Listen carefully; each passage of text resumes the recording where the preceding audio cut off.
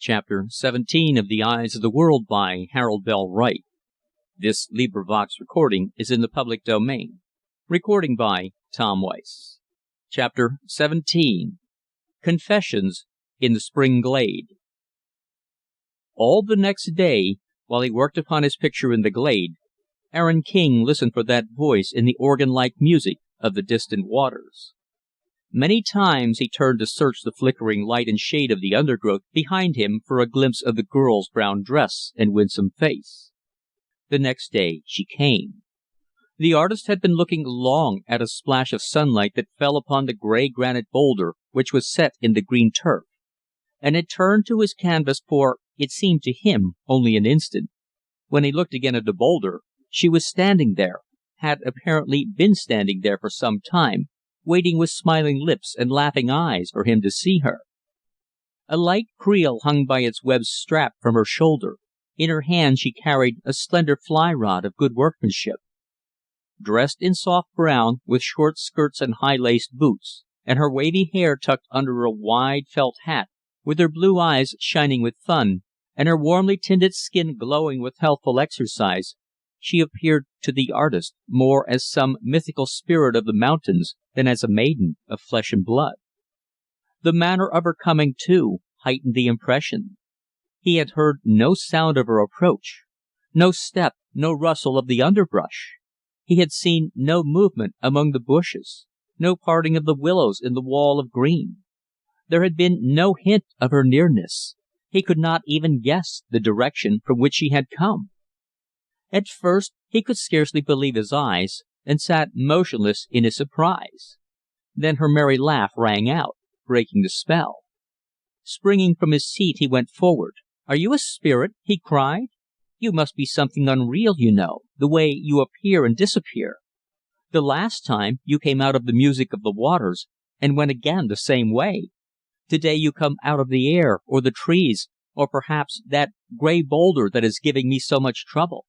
Laughing, she answered, "My father and Brian Oakley taught me. If you will watch the wild things in the woods, you can learn to do it too.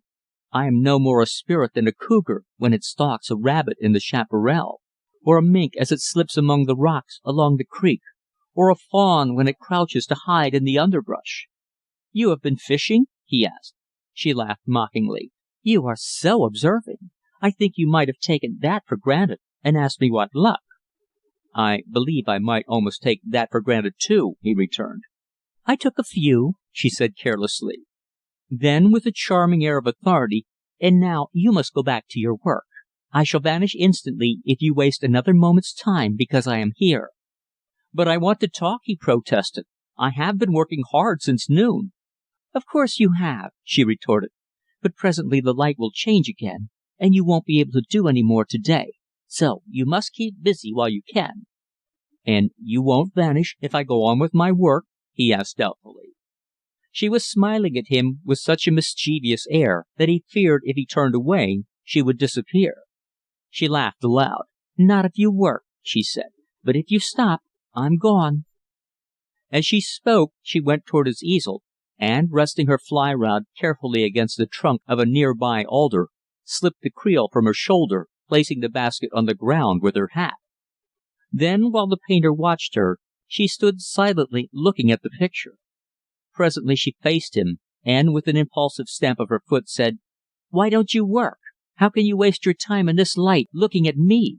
I shall go if you don't come back to your picture this minute." With a laugh, he obeyed. For a moment, she watched him, then turned away, and he heard her moving about down by the tiny stream where it disappeared under the willows. Once he paused and turned to look in her direction. "What are you up to now?" he said. "I shall be up to leaving you," she retorted, "if you look around again." He promptly turned once more to his picture.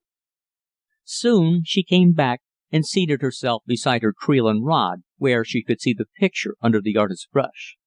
"Does it bother if I watch?" she asked softly. "No, indeed," he answered. "It helps that is, it helps when it is you who watch." Which, to the painter's secret amazement, was a literal truth. The gray rock with a splash of sunshine that would not come right ceased to trouble him now. Stimulated by her presence, He worked with a freedom and a sureness that was a delight. When he could not refrain from looking in her direction, he saw that she was bending with busy hands over some willow twigs in her lap. "What in the world are you doing?" he asked curiously. "You are not supposed to know that I am doing anything," she retorted. "You have been peeking again." "You were so still, I feared you had vanished," he laughed. "If you'll keep talking to me, I'll know you are there and will be good." "Sure it won't bother?" "Sure," he answered. "Well, then, you talk to me, and I'll answer." "I have a confession to make," he said, carefully studying the gray tones of the alder trunk beyond the gray boulder. "A confession?" "Yes, I want to get it over, so it won't bother me." "Something about me?"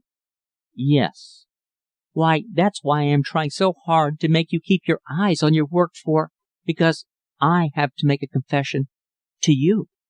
"To me?" "Yes. Don't look around, please." "But what under the sun can you have to confess to me?" "You started yours first," she answered. "Go on. Maybe it will make it easier for me." Studiously keeping his eyes upon his canvas, he told her how he had watched her from the cedar thicket.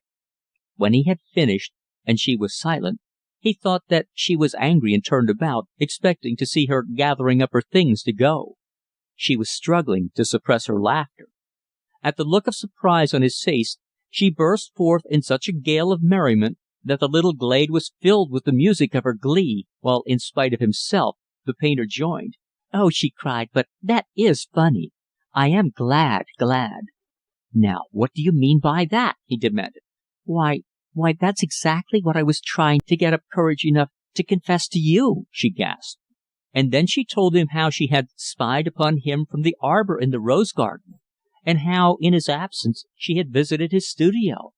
"But how in the world did you get in? The place was always locked when I was away."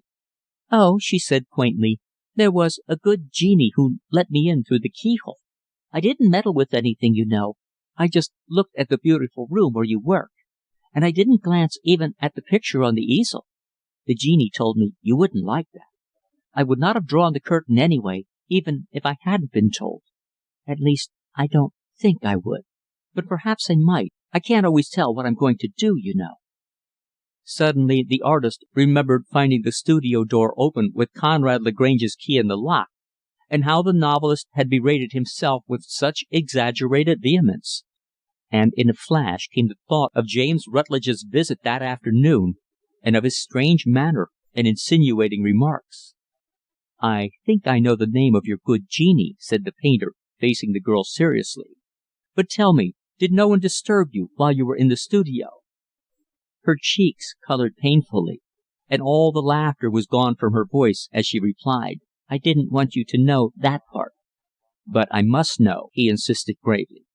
"Yes," she said. "Mr. Rutlidge found me there, and I ran away through the garden. I don't like him. He frightens me. Please, is it necessary for us to talk about it any more? I had to make my confession, of course, but must we talk about that part?" "No," he answered, "we need not talk about it. It was necessary for me to know, but we will never mention that part again. When we are back in the orange groves, you shall come to the rose garden and to the studio as often as you like. Your good genie and I will see to it that you are not disturbed by any one." Her face brightened at his words. "And do you really like for me to make music for you, as Mr. Lagrange says you do?" "I can't begin to tell you how much I like it," he answered, smiling. "And it doesn't bother you in your work?" "It helps me," he declared, thinking of that portrait of Mrs. Taine. "Oh, I am glad, glad!" she cried. "I wanted it to help. It was for that I played." "You played to help me?" he asked wonderingly. She nodded. "I thought it might, if I could get enough of the mountains into my music, you know." "And will you dance for me, sometimes, too?" he asked. She shook her head. "I cannot tell about that. You see, I only dance when I must when the music, somehow, doesn't seem quite enough. When I She searched for a word, then finished abruptly, "Oh, I can't tell you about it. It's just something you feel. There are no words for it. When I first come to the mountains, after living in Fairlands all winter, I always dance. The mountains feel so big and strong. And sometimes I dance in the moonlight when it feels so soft and light and clean, or in the twilight when it's so still and the air is so full of the day that has come to rest and sleep. And sometimes when I am away up under the big pines and the wind from off the mountain tops under the sky sings through the dark branches." "But don't you ever dance to please your friends?"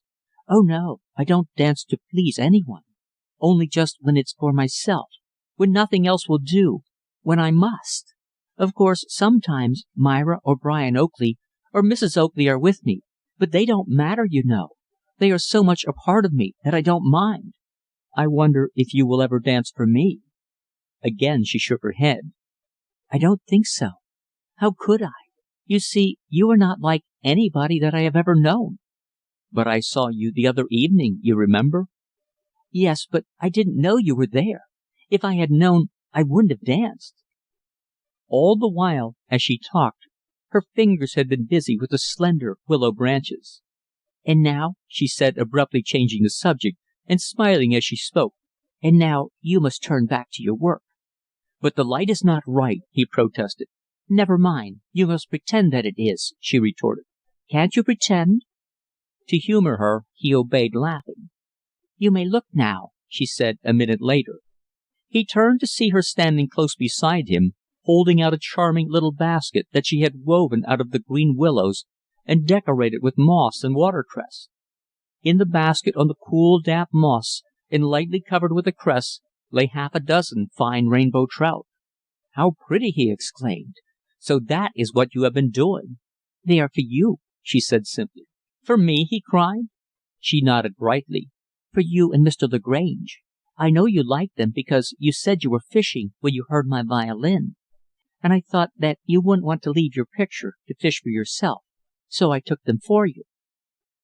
The artist concealed his embarrassment with difficulty, and while expressing his thanks and appreciation in rather formal tones, studied her face keenly. But she had tendered her gift with a spontaneous naturalness, an unaffected kindliness, and an innocent disregard of conventionalities that would have disarmed a man with much less native gentleness than Aaron King. Leaving the basket of trout in his hand, she turned and swung the empty creel over her shoulder. Then, putting on her hat, she picked up her rod. "Oh, are you going?" he said. "You have finished your work for to-day," she answered. "But let me go with you a little way." She shook her head.